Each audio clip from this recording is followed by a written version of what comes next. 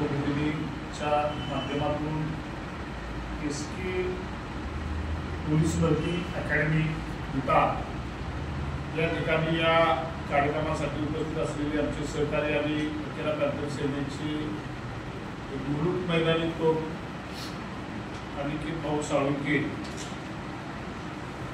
त्याचबरोबर माझे सहकारी आणि पश्चिम महाराष्ट्राचे संपर्क प्रमुख ज्यांच्याकडे महाराष्ट्र आणि कर्नाटकाची जबाबदारी आहे ते सुप्रीमदादा बनसोडे, राज्याचे पश्चिम महाराष्ट्राचे उपाध्यक्ष मुकेश पंडित, रेश्मा इंगडे, आत्ताच आलेल्या विद्याताई गायकवाड, सुब्रमप्पा कदम, राजेश करपे, राज्याच्या आमच्या कार्यकारिणीचे सदस्य राहुल सकट,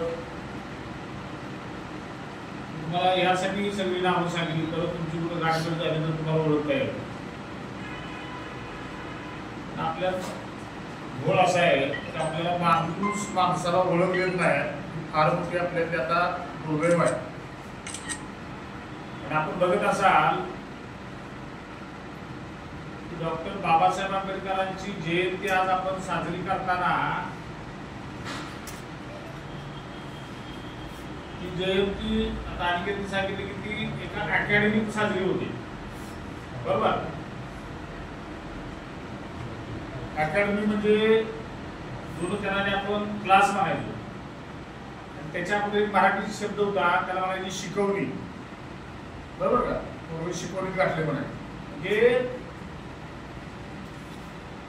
शाळेत घालून सुद्धा शिकवणीत जायला लागतं वगैरे. सावंत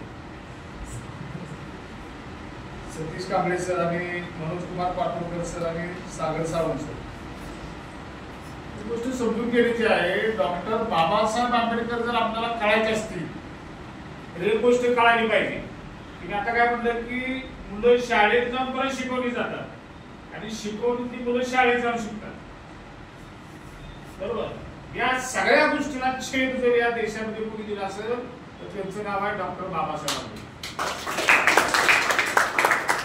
ज्यांना शाळाच माहित नाही, समजून घेताय का, ज्यांना शाळाच माहित नाही ते डॉक्टर बाबासाहेब आंबेडकर. आज तुम्ही बाकड्यावर बसताय ते डॉक्टर बाबासाहेब आंबेडकर. तुमच्या बिल्डिंगच्या बाहेर जसे लाईटीचे दिवे, त्या दिव्याच्या खाली ते शिकत होते. त्यांना शाळेत जायची आणि बसून शिकायची मुभा नव्हती. आज तुमचं जे सौभाग्य आहे तुम्ही आज एसी मध्ये फॅन खाली लाईट लावून आणि बाकड्यावर बसताय. या सगळ्यांचा जर कोण असेल, या सगळ्या गोष्टीला जर महत्त्वाचं कोण असेल तर ते डॉक्टर बाबासाहेब आंबेडकर आहेत. त्यांच्यामुळे आज मी संदीप तात्या ठोकरे, मी जरी आज अखेरा पॅंथर सेनेचा संस्थापक अध्यक्ष म्हणून तुमच्यासमोर बोलत असलो तरी मी या देशातल्या सर्वात मोठ्या राजकीय पक्षाचा, भारतीय जनता पार्टी सारख्या या देशातल्या सर्वात मोठ्या राजकीय पक्षाचा प्रदेश उपाध्यक्ष म्हणून मी काम करतो. त्याचं कारणच एक आहे की या देशामध्ये लोकशाही आणून ही सगळी यंत्रणा प्रस्थापित करणं, ही या सगळ्या गोष्टी ज्या माणसांच्या पासून झाल्या त्याही माणसाचं नाव डॉक्टर बाबासाहेब आंबेडकर. आज मी बोलायला लागलो, मला बोलण्याचा अधिकार, मला चालण्याचा अधिकार, मला काय पण बोलण्याचा अधिकार आहे ना. आपण एखाद्याला जर कोण आपलं काय बोलत आपण मी काय पण करेन, एखाद्या मित्राने सांगितलं तू काम करू नको बाबा ती घाण आहे, तर तो मित्र त्याला म्हणतो किंवा का मैत्रिणीने एका मैत्रिणीला सांगितलं तू अशी का वागते तर मी काय पण करीन.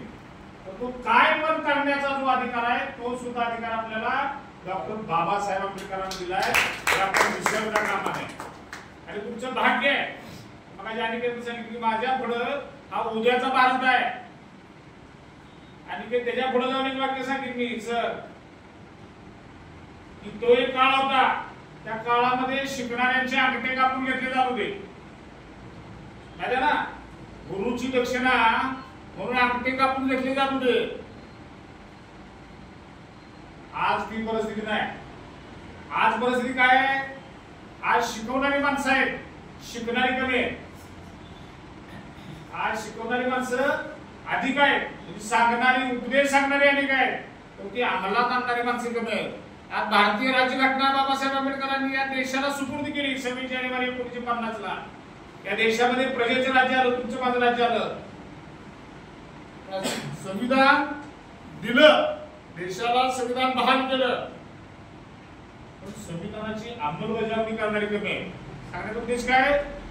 उपदेश करणारे नाही काय, अंमलबजावणी करणारे कमी आहे. आज जी तुमच्यावर वेळ आहे नाही, आज जी तुम्ही सुशिक्षित बेकार, आज शाळा शिकून पदवीधर होऊन ग्रॅज्युएट होऊन पोस्ट ग्रॅज्युएट होऊन सुद्धा तुम्हाला नोकऱ्या लागत नाही, याचं कारण एक आहे, बाबासाहेब आंबेडकरांनी दिलेलं संविधान ज्या ज्या लोकांनी सत्ता असताना राबवलं नाही, ही त्यांची चूक आहे आणि त्यांचा त्रास आज तुम्हाला होतोय, म्हणून तुम्ही ते शिकायला लागलाय.